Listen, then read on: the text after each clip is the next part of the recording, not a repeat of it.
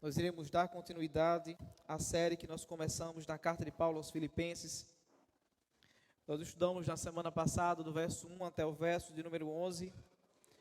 Hoje nós iremos estudar apenas 6 versos, do verso 12 até o verso de número 18. Filipenses capítulo 1, do verso 12 até o verso de número 18. Todos acharam?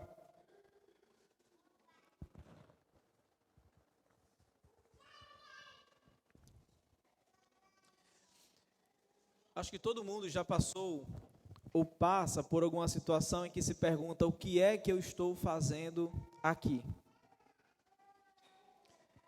É bem provável que você já tenha passado por isso. E pergunta: qual a finalidade disso tudo está acontecendo na minha vida? Eu acho que esse é um dilema que todos nós passamos. Seja quando estamos nos momentos bons ou altos da vida, seja quando estamos naqueles momentos que nós não achamos ser tão bom das nossas vidas. Seja quando nós somos acometidos por uma doença severa, ou quando alguém da nossa família descobre que está com câncer terminal. Ou às vezes quando nós perdemos alguém próximo a nós, e nos perguntamos, e perguntamos até mesmo para Deus: por que alguém tão próximo de mim? Por que tem que ser da minha família? A vida, irmãos, é cheia de enigmas. E todos nós, eu e você, estamos engajados em descobrir o que está por trás de cada acontecimento que se passa nessa terra. Mas se você parar para pensar, quase sempre nós nos enganamos quando estamos engajados em descobrir o que acontece conosco, porque nós estamos olhando para a vida do lado de cá. Nós estamos olhando para a vida e todas as situações a partir da nossa própria perspectiva. Eu acho que se nós passássemos a olhar para a vida na perspectiva de Deus,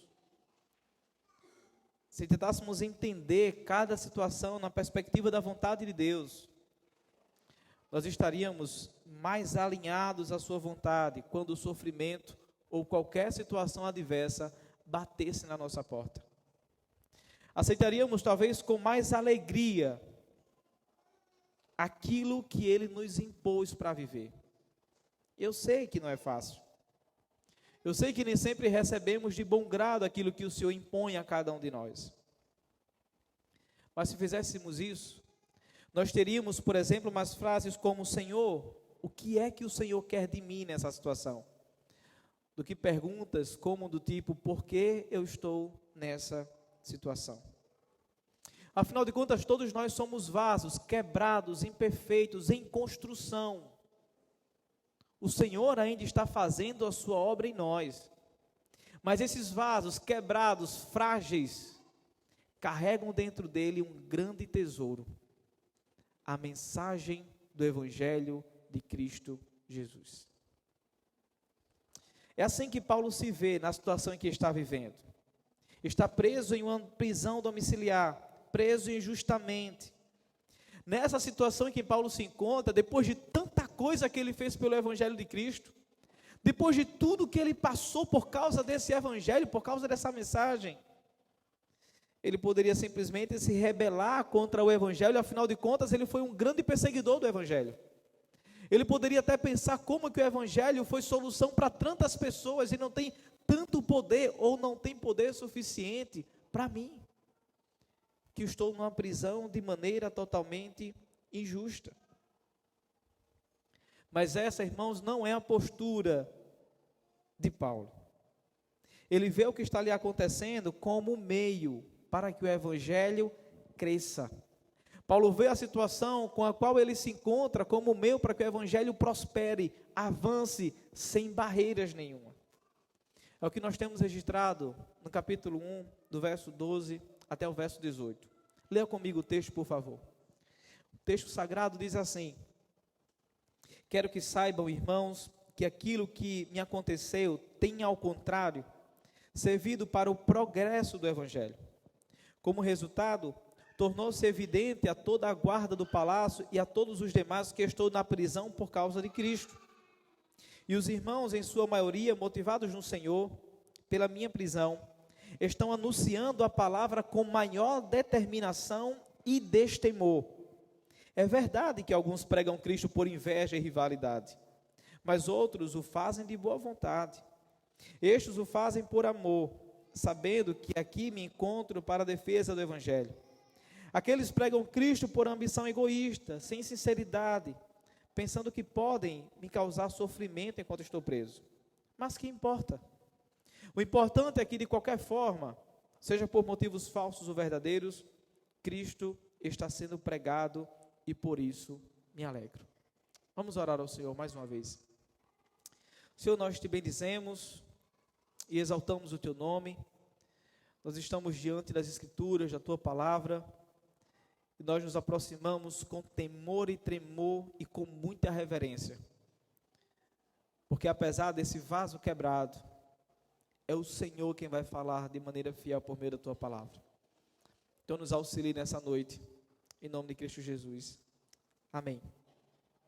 Na semana passada, irmãos, nós vimos que o apóstolo Paulo escreve a carta aos Filipenses como uma resposta depois da visita de Epafrodito ter chegado até a prisão. Depois de receber essa visita, trazendo ofertas, donativos, e depois de trazer algumas situações que estavam acontecendo nessa igreja, uma delas, a desunião. Paulo então resolve escrever a esses irmãos para agradecer pelas ofertas, mas ao mesmo tempo tratar desses assuntos que Epafrodito trouxe para ele. Dos versos 1 até o verso 11, nós vimos no capítulo 1, que Paulo traz a questão da gratidão, como ele está grato pela vida daqueles irmãos. E aqui é uma questão interessante que nós podemos frisar do capítulo 1, do início do seu texto. Quando Paulo está lembrando desses irmãos, e quando lembra desses irmãos em suas orações, ele agradece alegremente.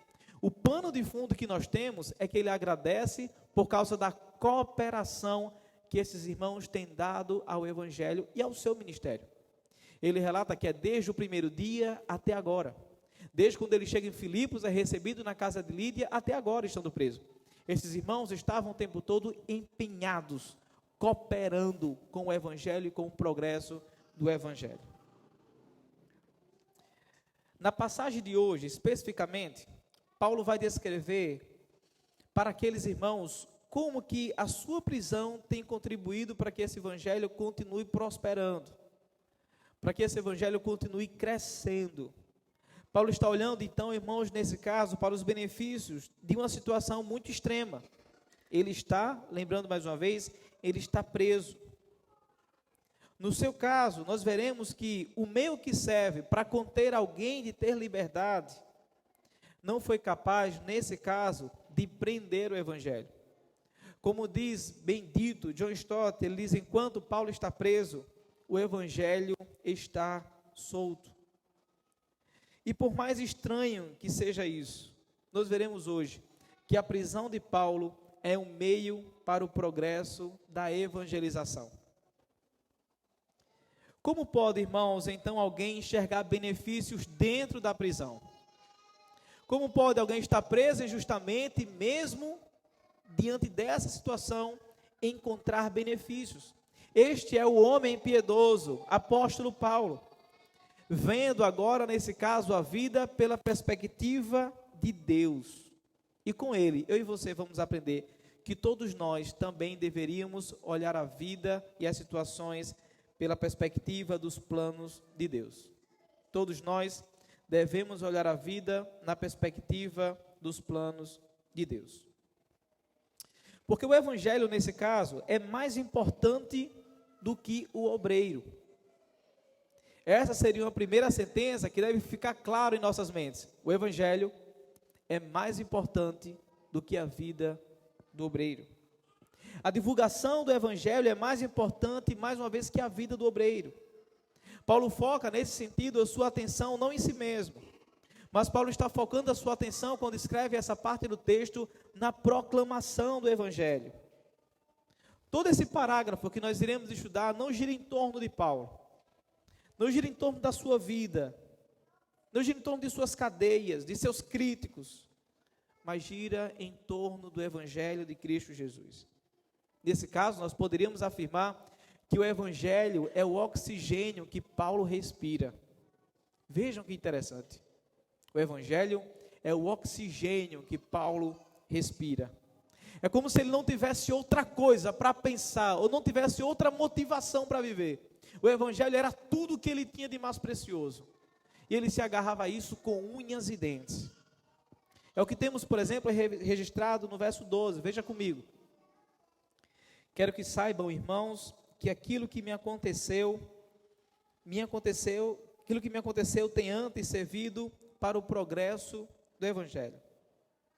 Essa fala do apóstolo Paulo grita para a gente, mais uma vez, que ele não está preocupado com a sua própria vida, como nós acabamos de contar, mas está preocupado com o progresso do Evangelho. Ele está preso, não pode plantar igreja, não pode passar de porta em porta evangelizando, não pode revisitar as igrejas que ele já plantou, não pode fazer um culto ao ar livre, não tem como ir mais uma vez nas sinagogas pregar o Evangelho de Cristo Jesus, o Evangelho de Cristo morto e ressurreto. Mas percebam, embora houvesse barreiras, embora houvesse limites visíveis, através da prisão do apóstolo Paulo, para que ele pregasse, surpreendentemente ele diz: o que me aconteceu tem servido para o progresso do Evangelho. A situação extrema na qual eu estou vivendo tem servido para que o Evangelho se expanda, cresça, vá para fronteiras sem limites. Mas como pode, irmãos, isso acontecer? Seria a pergunta óbvia que nós deveríamos fazer. Qual a técnica, então, Paulo está utilizando? Se naquela ocasião e naquele tempo não tinha WhatsApp como nós temos hoje, não tinha Instagram como nós temos hoje, não tinha Twitter para que Paulo falasse as suas sentenças, não tinha YouTube para que Paulo pudesse escrever e mandar os seus sermões feitos da prisão. O que está acontecendo para ele afirmar com tanta exatidão que o Evangelho tem avançado? A ideia é que Paulo não está fazendo uma leitura apenas do presente, mas também uma leitura do passado, olhando pela ótica da soberania de Deus. Nós sabemos que Paulo passou por muitas lutas até chegar em Roma. Ele foi perseguido, açoitado, preso. Em algum momento, não perdeu de vista a soberania de Deus sobre tudo aquilo que estava acontecendo com sua vida. William Barclay, comentando esse texto, ele diz o seguinte: a palavra que Paulo usa para o progresso do Evangelho é muito expressiva, se chama procope. Este termo, segundo ele, é usado particularmente para designar o avanço de um exército ou o avanço de uma grande expedição. Ele continua dizendo: o substantivo provém do verbo protokten, que significa derrubar de antemão, e se aplica ao corte de árvores e a toda a remoção de impedimentos que eram obstáculos para a marcha de um exército. Outro comentarista, ainda falando sobre esse termo de Paulo, ele diz que este termo grego, procope, significa mais especificadamente avanço a despeito de obstruções e perigos que bloqueiam o caminho do viajante. Um avanço pioneiro, ou seja, um termo militar grego que se referia aos engenheiros do exército que avançavam à frente das tropas para abrir caminhos de novos territórios. Paulo está dizendo que a sua prisão tem servido para que o Evangelho avance sem limites, sem barreiras, sem obstrução nenhuma.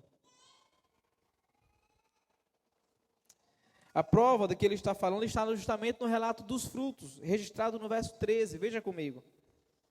Como resultado, tornou-se evidente a toda a guarda do palácio e a todos os demais que estou na prisão por causa de Cristo. Paulo está dizendo que o que tem lhe acontecido tem, pelo contrário, servido para que o Evangelho progrida, cresça, avance, irrompendo os limites e as barreiras que poderiam impedir.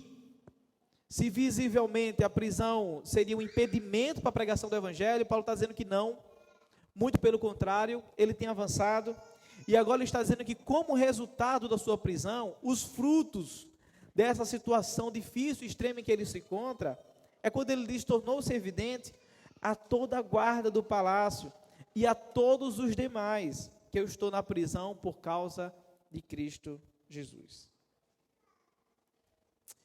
Nós poderíamos talvez nos perguntar como que o evangelho chegaria ao presidente da república? Como que o evangelho chegaria aos generais? Como que o evangelho chegaria aos governadores? Como que o evangelho chegaria a uma elite, se não temos acesso? Como que o evangelho chegaria à guarda pretoriana? Como que o evangelho chegaria aos demais da casa de César?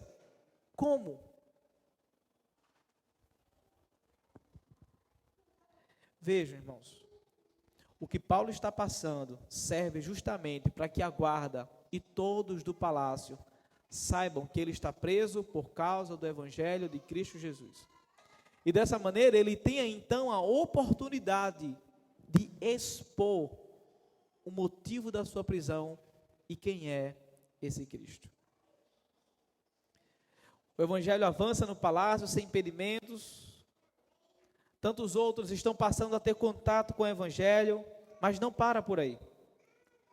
Paulo nos dirá no verso a seguir que mais pessoas olharam para a sua prisão e ao invés de recuarem, ao invés de ficarem amedrontados de que aquilo poderia acontecer com eles também, muito pelo contrário, eles avançaram. O evangelho está avançando, o evangelho está se expandindo na casa de César e no palácio em que ele se encontra, mas o evangelho também está avançando com destemor por meio dos irmãos motivados pela sua prisão. Veja comigo o verso de número 14 agora.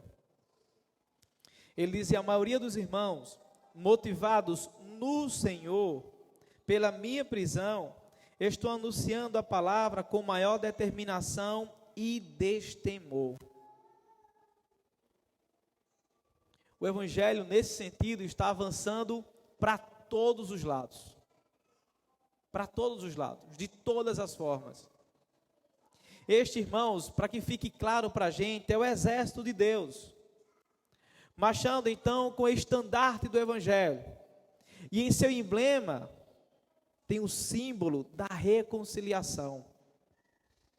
Esses olham para a situação de Paulo, olham para a sua prisão e não recuam, não dão passos para trás, muito pelo contrário, avançam, vão adiante, sem medo, sem temor, com coragem, continuam pregando o evangelho de Cristo Jesus. O povo de Deus, irmãos, é um povo que não teme o mal. Por quê? Porque as portas do inferno não prevalecerão contra a igreja do Senhor. É como eles pensam. Se Paulo está preso e mesmo assim está pregando, se Paulo está preso, mesmo assim ele é útil para o ministério, como que eu, fora da prisão, também não farei o mesmo? Eu vou pregar sobre o Cristo que me salvou. Eu vou pregar sobre o Cristo que me amou. E há algo, irmãos, que nós precisamos deixar claro. Deus é o Senhor da obra e também é o Senhor dos obreiros. Ele abre portas para a pregação e usa acontecimentos que atingem os obreiros como instrumento para ampliar os horizontes da evangelização. Isso precisa ficar muito claro na nossa mente.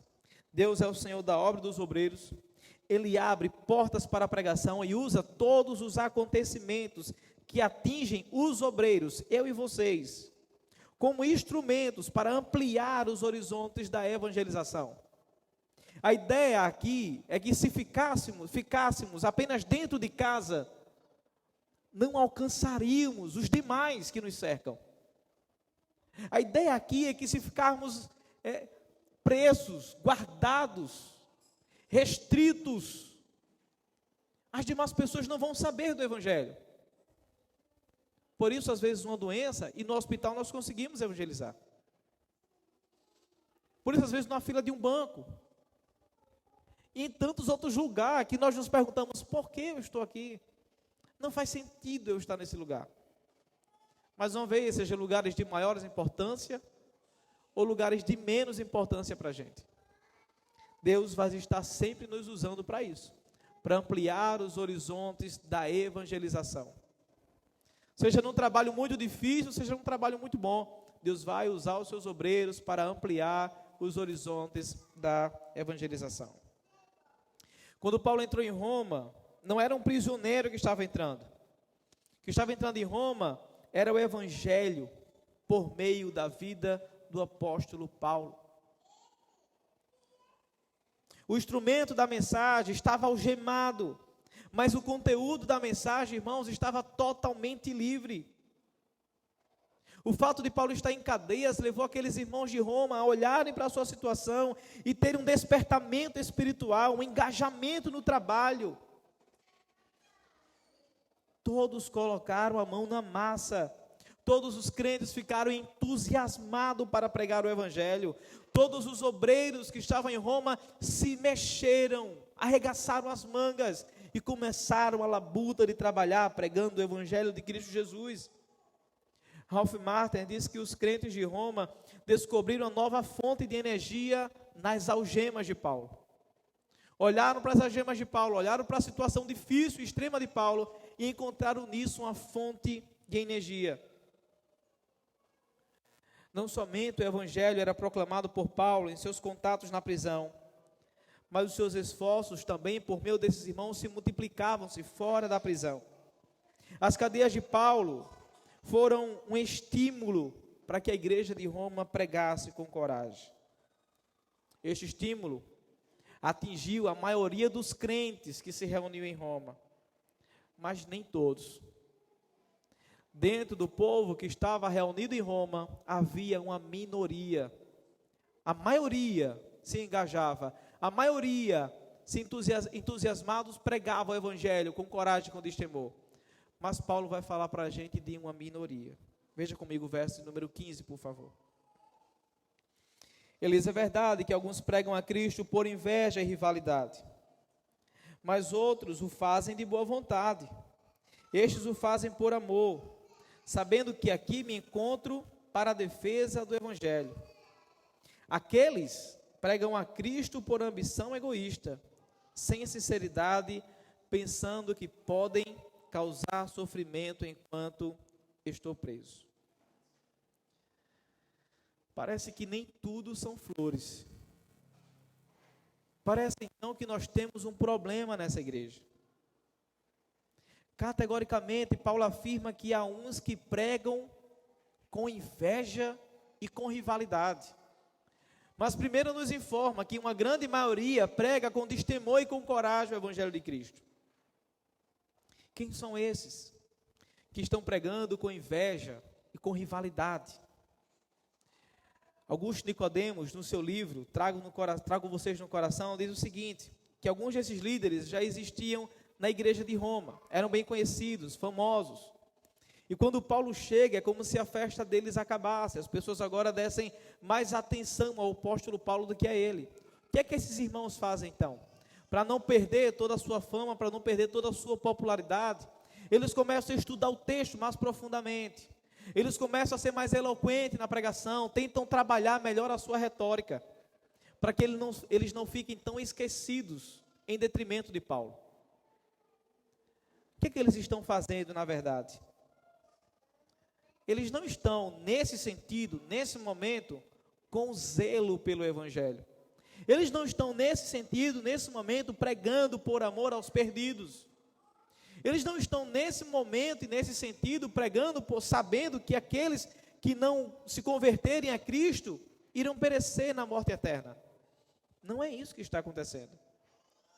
Quando diz que eles pregam por inveja, é inveja do apóstolo Paulo, da sua fama na cidade, da sua popularidade. Afinal, Paulo era o apóstolo dos gentios.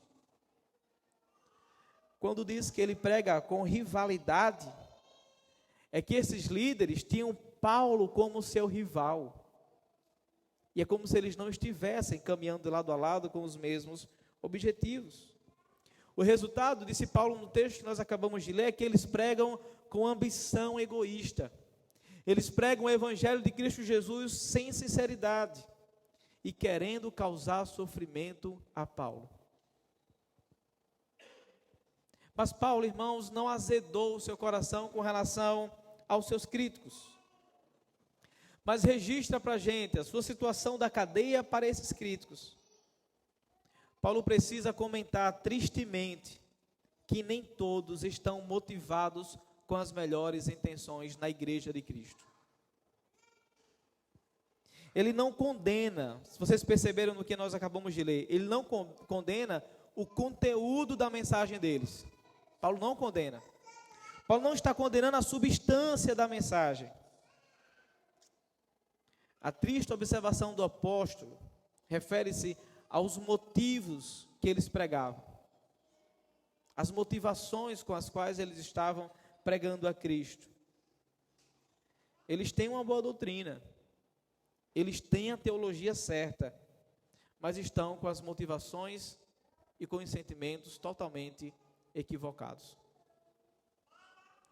Segundo Paulo, eles pregam com uma visão egoísta, sem sinceridade e com essa motivação de causar sofrimento na vida dele, porque ele estava preso. Você pode se perguntar então, como alguém que prega a mensagem da reconciliação pode pregar a mensagem com tanta amargura no coração e com tantos sentimentos pecaminosos?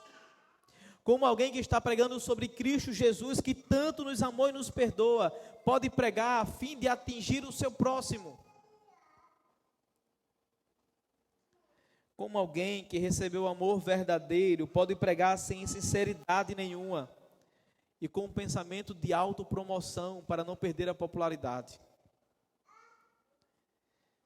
Sim, irmãos, eu vou responder a pergunta que está na cabeça de vocês. Esses são crentes, lavados e remidos no sangue do Cordeiro, salvos, estarão no céu junto conosco. Essa minoria aqui é crente.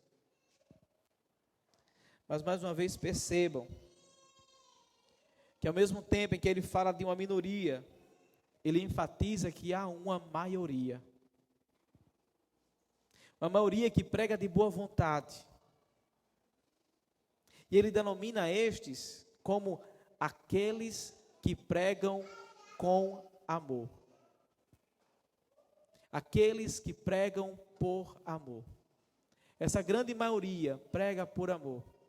Como falou ainda mais cedo, motivados pelo Senhor, no Senhor, pregam com coragem e com destemor.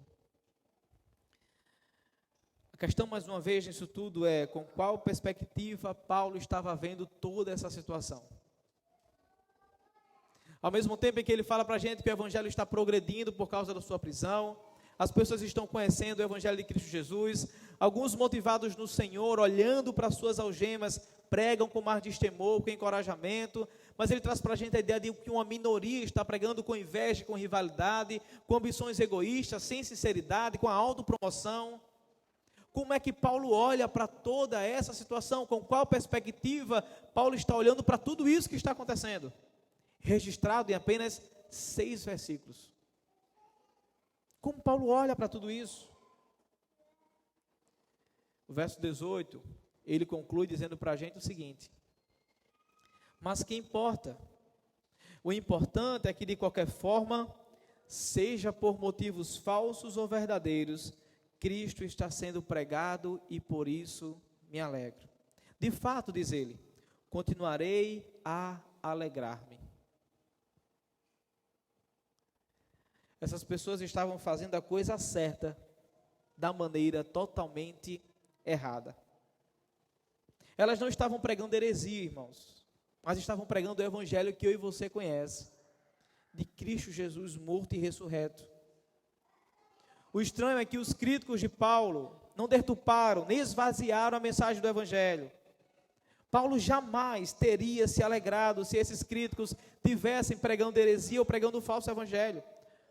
Pois nós sabemos que ele diz que aquele que pregar um evangelho diferente, que seja anátema, que seja amaldiçoado, mas em nenhum momento ele está dizendo que esses irmãos são amaldiçoados, que esses irmãos são anátemas. William Barclay diz o seguinte, que Paulo não alimentava ciúmes ou ressentimentos pessoais. Se Jesus Cristo era pregado, não lhe importava quem recebesse o crédito, a honra ou o prestígio. O importante era que Cristo fosse pregado. Mais uma vez, citando o reverendo Augusto Nicodemos, ele disse que ele incluiu a pregação desses líderes com motivações falsas, como sendo uma das coisas que corroboram seu ponto de que, mesmo no meio de todas essas circunstâncias que estão acontecendo, Deus tem uma química de extrair bênção de veneno, por assim dizer. E ele continua dizendo: Deus é o único químico que consegue pegar a essência do veneno e transformar em remédio, uma bênção. Era isso que ele estava fazendo no meio daquela minoria, pegando o veneno e transformando em bênção. A pergunta que nós podemos fazer nessa noite, a todos nós, é se nós estamos ou nos encaixamos na grande maioria ou nos encaixamos na minoria. E mais, se nos encaixamos na grande minoria que prega a Cristo sem sinceridade, que serve a Cristo sem tanto envolvimento com o coração, faz quanto tempo que Ele tem transformado o seu veneno em bênção para as pessoas? Esse texto, irmãos, ao tempo em que revela a bondade sincera do coração da maioria dos irmãos daquela igreja, revela a minoria que tinha um coração domado pela inveja e pela rivalidade. Isso deixa muito claro para a gente que até mesmo crentes que são salvos podem, em determinado momento, serem tomados por sentimentos pecaminosos no serviço do reino de Deus. E ao invés de termos uma igreja unida com o mesmo propósito, avançando para o progresso do reino de Deus e do seu evangelho, nós temos nesse caso uma igreja rachada, pois cada um segue o seu próprio ideal. Cada um segue aquilo que acha que é bom aos seus próprios olhos. Cada um está envolvido na sua própria missão de vida e não na missão de Deus. Pode ter alguém, aparentemente, entre nós, que prega a Cristo e prega o evangelho correto de Cristo, tem uma boa doutrina, uma boa doxologia, mas, mais uma vez, tem as motivações erradas. Pregando por inveja, por rivalidade ou procurando até mesmo ter lucro pessoal. Com muita frequência, irmãos, nós nos ressentimos, pois outro ganha uma distinção maior do que nós recebemos. Muitas vezes olhamos para o outro como inimigo, pois tem expressado críticas duras a nosso respeito, com relação aos nossos métodos. Com frequência, pensamos que alguém não serve, porque não faz as coisas do nosso jeito, ou do nosso modo. Eu acho, irmãos, que nessa noite eu e vocês precisamos avaliar as nossas motivações quanto ao reino de Deus. Por que é que eu faço parte do reino de Deus? E qual é o meu papel nele? Eu acho que chega uma hora que nós precisamos parar, desligar o modo automático e refletir sobre como estamos agindo no reino de Deus. Não dá para darmos passos largos em direção a não sei o quê, sem ajustarmos a rota novamente para a missão e para a visão de Deus para as nossas vidas. Porque é fácil, irmãos, todos nós estamos envolvidos com a obra do Senhor, sem estarmos envolvidos com o Senhor da obra. É fácil servirmos nesse reino, pregando, dando estudos, louvando, servindo na diaconia da igreja, no oficialato, mas sem estarmos de fato com o coração nisso. É fácil todos nós nos reunirmos como igreja e levantarmos donativos para mandar para o Rio Grande do Sul em um grande caminhão cheio disso, mas como ofertas de caridade, sem estar envolvidos das motivações corretas do porquê estamos fazendo cada coisa. Todos nós podemos ter na língua, irmãos, respostas para todos os fundamentos da nossa fé. Todos nós aqui nessa noite podemos responder a todas as perguntas do Catecismo Maior de Westminster e do Breve Catecismo de Westminster. Todos nós podemos aqui relatar e falar as 95 teses de Lutero. Podemos muito bem falar sobre toda a nossa confissão do Westminster. Mas se nós estamos fazendo tudo isso, irmãos, com a motivação errada, nós estamos no caminho errado. Do que adianta então fazer tudo isso? Do que adianta essa autopromoção? Esse autoganho pessoal? Nós podemos sim crescer nossos PGs, crescer essa igreja ao ponto de termos que nos mudar para outro prédio. Mas mais uma vez, se cada um de nós não focarmos e redirecionarmos o nosso coração na missão de Cristo Jesus, nós seremos uma igreja vazia, cheia de gente, mas vazia no seu real sentido de viver. Essa é a minoria. Essa é a minoria que paira dentro das igrejas, que na maioria das vezes é maioria sim. Talvez essa igreja de Roma fosse uma minoria, essas pessoas que pregavam sem sinceridade de coração, que serviam por rivalidade, por inveja, por ambição egoísta. Mas eu acho que muito ao contrário dos nossos dias, nós temos uma grande maioria, uma grande massa, que não serve tanto ao Senhor com sinceridade de coração, que não tem tanto a sua vida dedicada à obra do Senhor e à sua missão, mas que vivem de fato para os seus próprios ideais. Somos tolos se pensarmos assim. Como diz o sábio, é correr atrás do vento. É como um vapor. No instante vai embora. Os pregadores com as motivações erradas, ou os crentes com as motivações erradas, fazem tanto mal a si mesmo, que a mensagem que pregam pode ser doce para quem ouve, mas amarga para a sua própria língua, pois eles mesmos conhecem a intenção dos seus corações. Paulo diz no final do texto, esse estímulo atingiu a maioria dos crentes, certo, nem todos. Estes ambiciosos, invejosos, nesse caso são minoria e não maioria. Mas uma coisa é certa, a igreja de Roma está dividida. A igreja de Roma está rachada. Não era uma divisão doutrinária, mas uma divisão motivacional. A igreja de Roma não estava rachada com relação à doutrina, mas com relação às motivações. Havia um grupo que pensava de uma maneira e um grupo pensava em outra maneira. Nunca foi fácil, irmãos, criarmos uma cultura. Nunca foi fácil.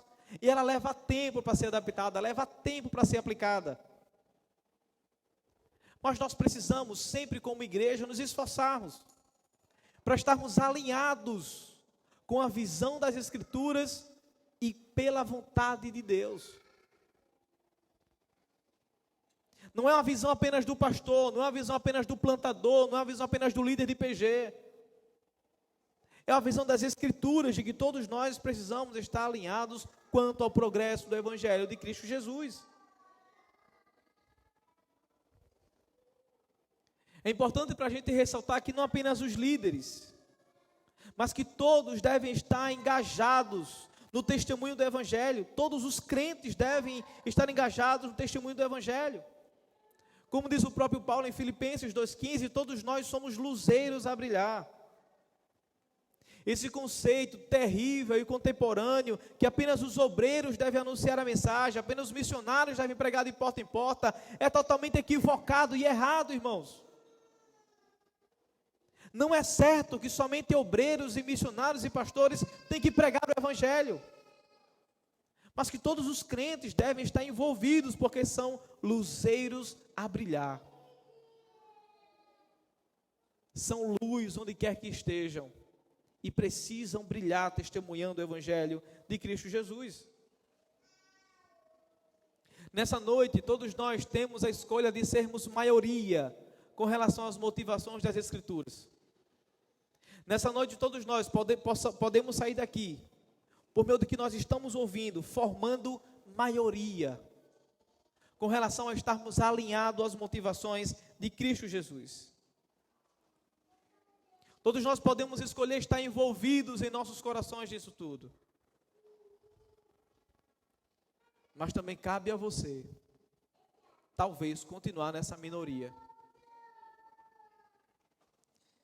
Outro ponto que nós devemos frisar é que quando Paulo olha para o texto que nós quando nós olhamos para o texto que nós acabamos de ler, Paulo não considerou de maneira nenhuma seus sofrimentos meramente como uma perseguição dos homens.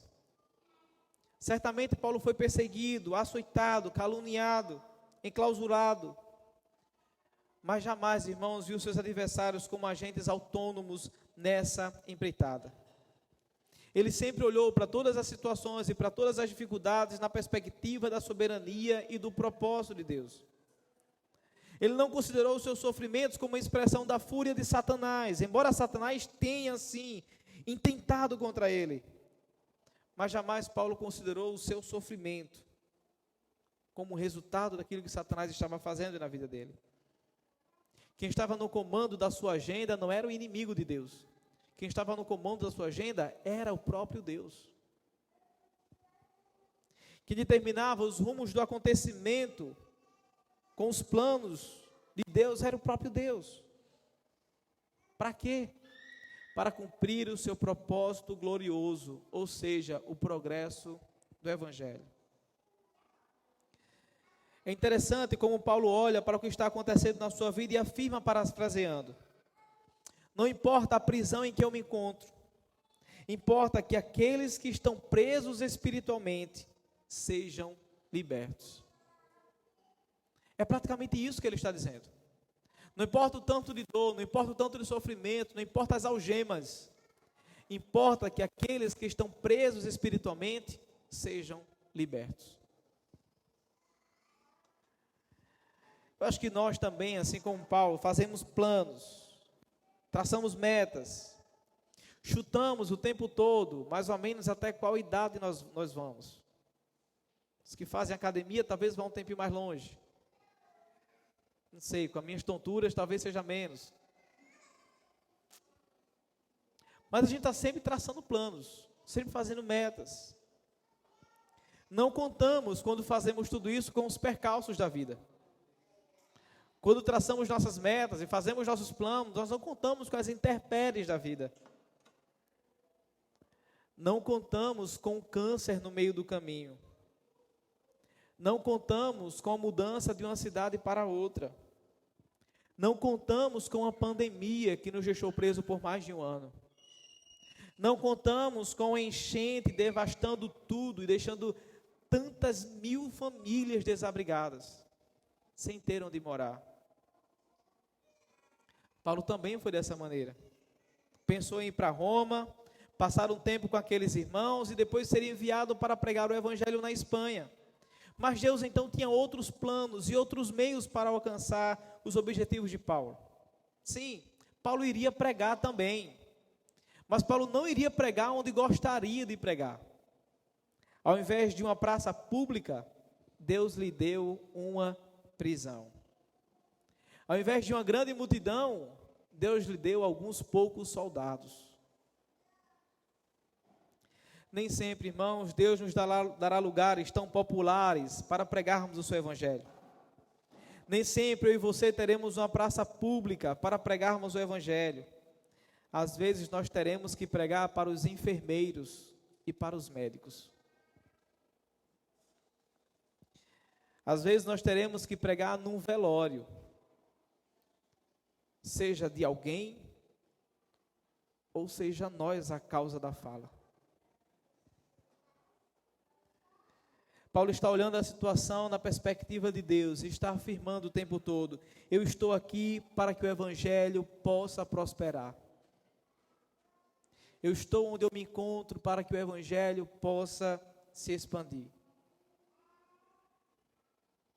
Ele estava vendo o Evangelho progredir sem barreiras nenhuma, e isso já lhe bastava. A alegria dele estava o tempo todo em ver Cristo sendo conhecido. Se perguntassem para Paulo, nessa situação, nesse início da carta, o que mais importava para ele, ele naturalmente, sem esforço e sem titubear, ele responderia: o importante é Cristo ser conhecido e desejado em todos os lugares. E vejam, irmãos, como que por seu amor por Cristo, que é o seu Senhor e por tantos outros, Ele está disposto o tempo todo a abrir mão da sua própria vida. Se a minoria pregava com mal intenção, a maioria pregava com destemor, ou seja, com coragem. Olhavam para a prisão de Paulo e tinham isso como um combustível para ir mais adiante. Olhavam para a sua situação e avançavam, progrediam pregando o Evangelho. O meu antigo pastor tinha 77 anos, pastor José Loidmar, da Igreja Batista em Santa Rita. E recebemos a notícia que ele estava com câncer e não tinha cura, ele ia morrer. Todos nós nos compadecemos muito com a situação do nosso pastor. E sempre que eu ia visitá-lo, sempre que eu juntava o Ministério de Louvor para visitarmos o pastor Loidmar, nós sempre preparávamos uma palavra para dar a ele. Mas sabe aquela coisa, como você diz, eu sempre saí abençoado? Era o que o pastor Loidmar fazia, era isso que ele causava. Íamos consolar o pastor Loidmar, nós éramos consolados por ele. Íamos pregar alguma palavra ao seu coração, ele pregava ao nosso coração. Mal tínhamos a oportunidade de dizer qualquer coisa para ele. Ele era muito entusiasmado com o Evangelho, ele amava Cristo Jesus. Estava no fim de carreira, estava muito velhinho, mas amava a Cristo Jesus mais do que tudo. Estimulado por isso, eu saí de lá querendo amar mais a Cristo, querendo pregar mais esse Evangelho, e pensando, se um dia eu chegar à situação do pastor, eu quero poder pregar como ele está pregando para a gente, mesmo sabendo que iria morrer. Essa verdade, irmãos, tem que ser prática nas nossas vidas, porque nós somos crentes que são mobilizados por um Evangelho que nos encontrou. E através desse Evangelho que nos encontrou, nós também mobilizamos outras pessoas. Nós também motivamos uns aos outros. E agora não tem maioria nem tem minoria, nós temos uma igreja única, em unidade, avançando como um exército para a pregação do Evangelho de Cristo Jesus. A igreja que motiva uns aos outros, a igreja que cuida uns dos outros, a igreja que discipula uns aos outros, a igreja que aconselha uns aos outros, a igreja que caminha lado a lado uns dos outros. Não uma igreja rachada, com motivações A ou B, mas uma igreja unida e motivada pelo mesmo propósito das Escrituras.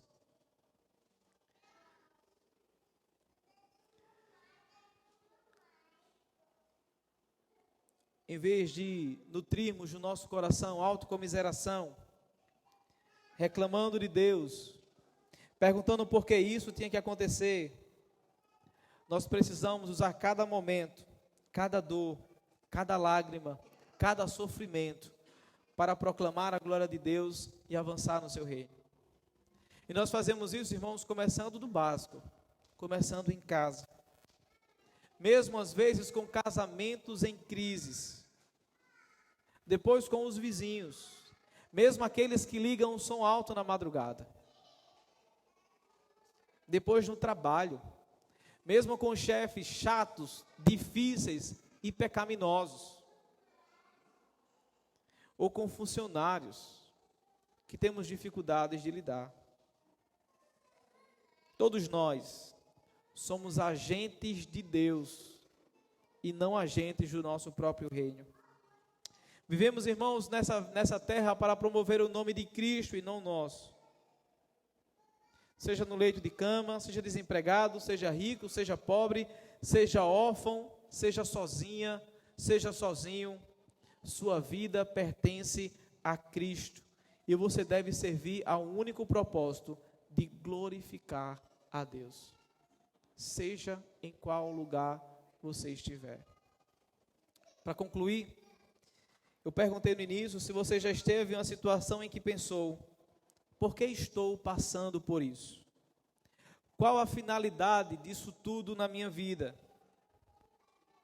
Já pensou se Cristo pensasse como pensamos? Eu falo, já pensou se Ele fosse tão carnal quanto nós?